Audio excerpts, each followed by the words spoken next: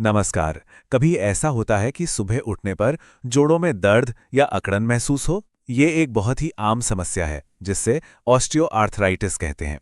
तो आज हम इसी के बारे में सब कुछ जानने वाले हैं। चलिए शुरू करते हैं। कभी किसी जोड़ से कट या पॉप जैसी आवाज आई है और मन में सवाल आया हो कि भाई ये होता क्यों है। बस यही सवाल हमें आज के टॉपिक पर लेकर आया है।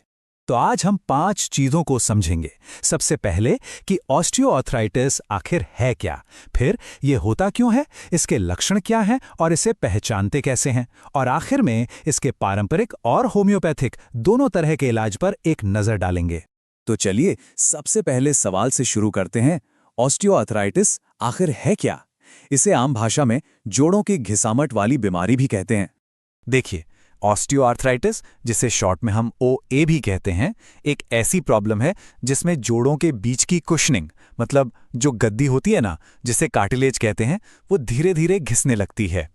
अब जब वो घिसती है तो हड्डियां खुद को सुधारने के चक्कर में अपना आकार बदलने लगती हैं और इसी से दर्द शुरू हो जाता है। ये प्रॉब्लम ज्यादातर घुटनों, कूल्हों, हाथों और रीढ़ की हड्डी में देखने को मिलती है। अच्छा, इसे याद रखने का एक बहुत ही आसान तरीका है। बस ये सोचिए, ओए मतलब ओल्ड एज आर्थराइटिस। हाँ, एक बात साफ कर दूं, ये सिर्फ बुजुर्गों को ही नहीं होती, लेकिन हाँ, ये सच है कि उम्र बढ़ने के साथ इसका खतरा भी बढ़ जाता है। तो होता क्या है ये समझिए। ये पूरी प्रक्रिया ना एक चेन रिएक्शन की तरह है। सबसे पहले जोड़ों की गद्दी यानी कार्टिलेज टूटने लगती है। इससे शॉक एब्जॉर्ब करने की उसकी ताकत कम हो जाती है। फिर इस नुकसान को पूरा करने के लिए हड्डियां एक्स्ट्रा बढ़ने लगती हैं। इसके बाद जोड़ों के अंदर जो चिकनाई वाला लिक्विड होता है उसमें भी बदलाव आते हैं और आखिर में जोड़ों को सपोर्ट देने वाली मांसपेशियां भी कमजोर पड़ जाती हैं। इससे जोड़ों पर और भी ज्यादा दबाव पड़ता है। इस पूरी चेन को याद रखने के लिए एक छोटा सा फॉर्मूला है, CBSM, यानी कार्टिलेज, बोन, साइनोवियम और मसल। सिंपल। चलिए अब जरा ये समझते हैं कि आखिर ये होता क्यों है, इसके पीछे के कारण क्या हैं और कौन लोग ज्यादा रिस्क पर होते हैं। तो देखिए, सबसे बड़ा रिस्क फैक्टर तो उम्र ही है, खासकर 40 के बाद। फिर आता है मोटापा। ज्यादा वजन से सिर्फ जोड़ों पर बोझ ही नहीं बढ़ता, बल्कि शरीर में एक तरह की सूजन भी बनी रह सकती है। इसके अलावा कोई पुरानी चोट या किसी एक ही जोड़ का बार बार इस्तेमाल, जैसे कोई खिलाड़ी करता है। और हाँ, जेनेटिक्स, मतलब अगर परिवार में ये प्रॉब्लम रही है तो भी इसका खतरा बढ़ जाता है। इन सारे रिस्क फैक्टर्स को याद रखने का भी एक शॉर्टकट है, AOJRG, यानी age, obesity, joint injury, repetitive stress और जेनेटिक्स। ठीक है, तो अब बात करते हैं इसके लक्षणों की, और ये भी जानेंगे कि डॉक्टर्स कैसे पता लगाते हैं कि किसी को ऑस्टियोआर्थराइटिस है। इसके लक्षणों को पहचानना बहुत जरूरी है। इसमें क्या क्या शामिल है? जोड़ों में दर्द होना, सुबह उठने पर अकड़न जो आमतौर पर आधे घंटे में ठीक हो जाती है, जोड़ों से कट-कट की आवाज आना, जिसे डॉक्टरी भाषा में क्रेपिटस कहते हैं, और जैसे जैसे समय बीतता है जोड़ों का आकार बिगड़ना और उनकी मूवमेंट में कमी आना। और हाँ, इन लक्षणों को याद रखने के लिए भी एक शॉर्टकट है, PSCDR pain, stiffness, crepitus, deformity और रिस्ट्रिक्टेड मूवमेंट।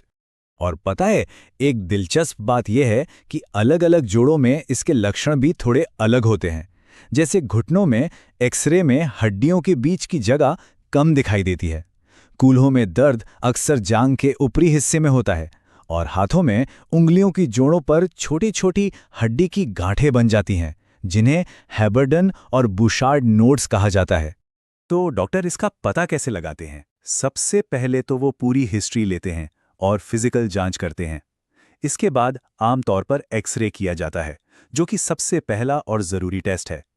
अगर एक्सरे से बात पूरी तरह साफ ना हो तो शायद MRI की ज़रूरत पड़े, और कुछ खास मामलों में सूजन की वजह जानने के लिए जोड़ से थोड़ा लिक्विड निकालकर भी टेस्ट किया जा सकता है।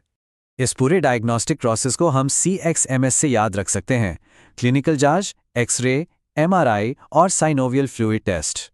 चलिए अब इसके इलाज और मैनेजमेंट पर आते हैं, जिसके लिए एक मल्टीलेयर्ड अप्रोच यानी कई लेवल वाला तरीका अपनाया जाता है। इलाज को ना आप 3 लेवल या टियर में देख सकते हैं। इसमें हम सबसे आसान और बेसिक चीज़ों से शुरू करते हैं।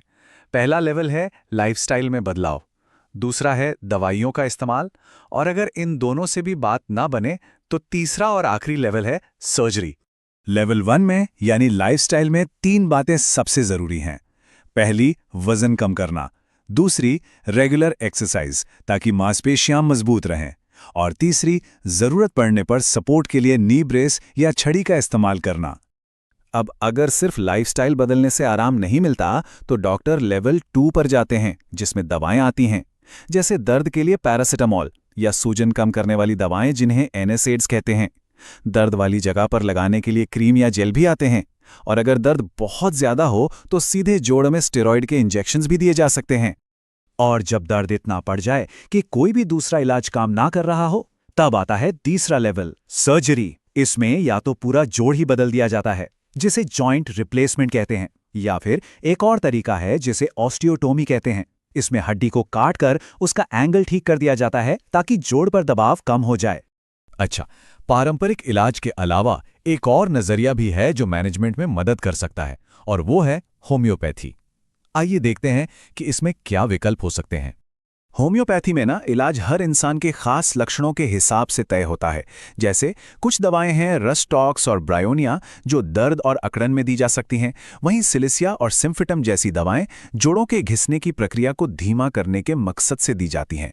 ये एक बहुत ही पर्सनलाइज्ड इलाज होता है। तो चलिए फटाफट एक रीकैप करते हैं। हमने देखा कि इसके कारण हैं AOJRG यानी उम्र, मोटापा, चोट वगैरह।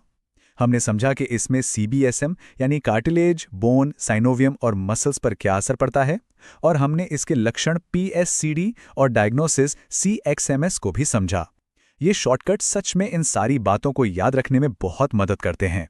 तो आज हमने देखा कि ऑस्टियोआर्थराइटिस को मैनेज करने के लिए हमारे पास लाइफस्टाइल में बदलाव से लेके मॉडर्न सर्जरी तक कितने सारे तरीके मौजूद हैं।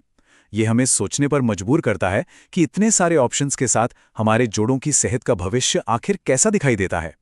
इसी सवाल के साथ आज की ये चर्चा यहीं खत्म करते हैं।